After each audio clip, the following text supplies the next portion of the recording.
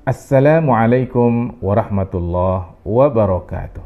Alhamdulillah wassalatu wassalamu ala Rasulillah wa ala alihi wa sahbihi wa mawala wa la haula wa la quwwata illa billah.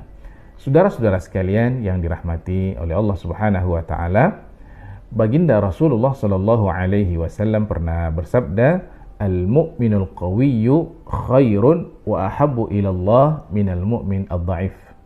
Seorang mukmin yang kuat lebih baik dan lebih dicintai oleh Allah Subhanahu wa taala daripada mukmin yang lemah. Nah, apa yang dimaksud dengan kuat di sini dan lemah di sini? Yang dimaksud, kata para ulama, kuat dan lemahnya di sini adalah imannya. Karena Nabi mengatakan al-mu'min al-qawi, qawiyyu al-iman. Al-mu'min ad-dha'if, dha'iful iman. Kenapa? Karena kekuatan iman itu adalah baik secara mutlak. Adapun kekuatan fisik itu tidaklah demikian. Kenapa? Karena kalau seseorang memiliki kekuatan iman itu akan memberikan dampak yang baik kepada dirinya, baik dunianya ataupun akhiratnya. Akan tetapi kekuatan fisik, ya barangkali hanya memberikan dampak yang baik kepada dirinya, tapi kurang untuk akhiratnya. Karena itu, kebaikan kuatnya iman, baiknya adalah mutlak.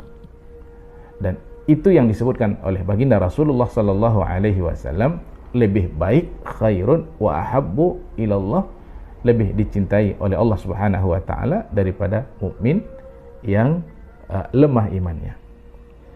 Kadang-kadang orang memiliki fisik yang lemah, akan tetapi karena imannya kuat, kekuatan iman itulah yang kemudian menggerakkan fisik yang lemah tadi sehingga menjadi semakin produktif. Dan itu bisa kita saksikan dalam kehidupan kita sehari-hari.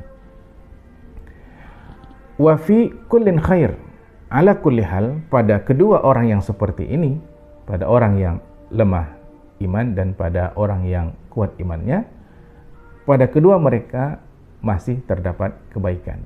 Iya, karena memang selagi ada iman pada seseorang, tentu masih memiliki kebaikan. Karena iman itulah yang akan menyebabkan dia untuk masuk ke dalam surga Allah Subhanahu wa ta'ala. Kemudian pesan yang berikutnya adalah kata Nabi, "Ihris ala ma yanfa'uk." Berusahalah engkau melakukan apa saja yang bisa mendatangkan manfaat kepadamu. Nah, ini menarik saudara-saudara sekalian. Katakan kalau kita sekarang seorang mahasiswa. Bagi seorang mahasiswa yang sedang menyelesaikan skripsi S1, S2 atau S3, maka apa yang harus dia lakukan?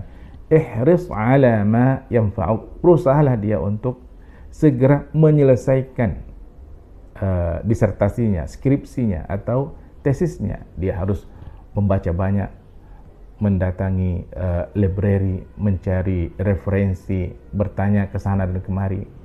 Itu adalah sesuatu yang mendatangkan manfaat untuk agar disertasi yang sedang dia tulis atau tesis atau skripsi yang dia tulis bisa selesai dengan cepat.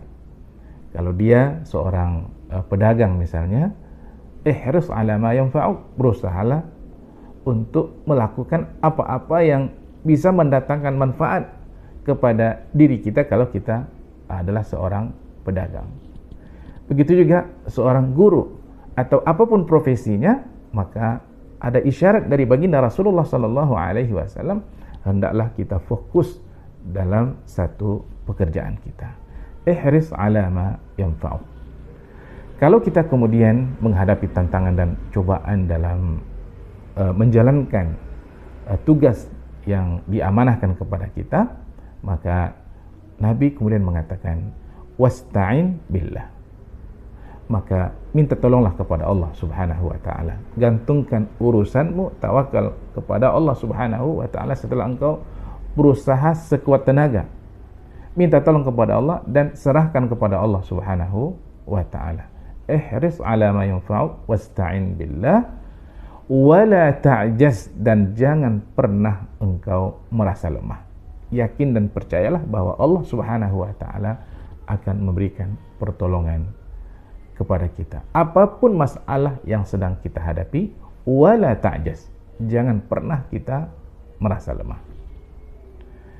Ihris ala ma yanfa'uk wasta'in billah wala ta'jaz.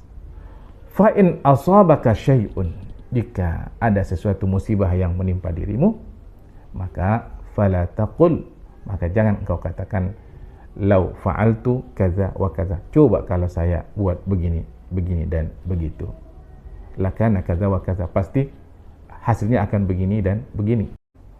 Akan tetapi katakanlah qaddarallahu wa ma syaa fa'al, ya, Allah memang sudah takdirkan begitu, dan apa yang diinginkan oleh Allah Subhanahu wa taala pasti akan terjadi. Kenapa kita tidak boleh mengatakan kalau? Fa inna law tafta amal syaitan. Kata Nabi, perkataan kalau itu, atau kalau kita berkalau-kalau, maka itu akan membuka pintu syaitan. Ya, coba kalau begini, coba kalau begini, coba kalau begini. Orang kalau begitu dia terus akan berusaha mencari, dan ujungnya tidak ada, ya, maka syaitan akan masuk di situ. Nah, inilah pesan baginda Rasulullah Sallallahu Alaihi Wasallam. Mudah-mudahan Allah Subhanahu Wa Taala menerima ibadah puasa kita. Selamat berbuka puasa. Assalamualaikum warahmatullahi wabarakatuh.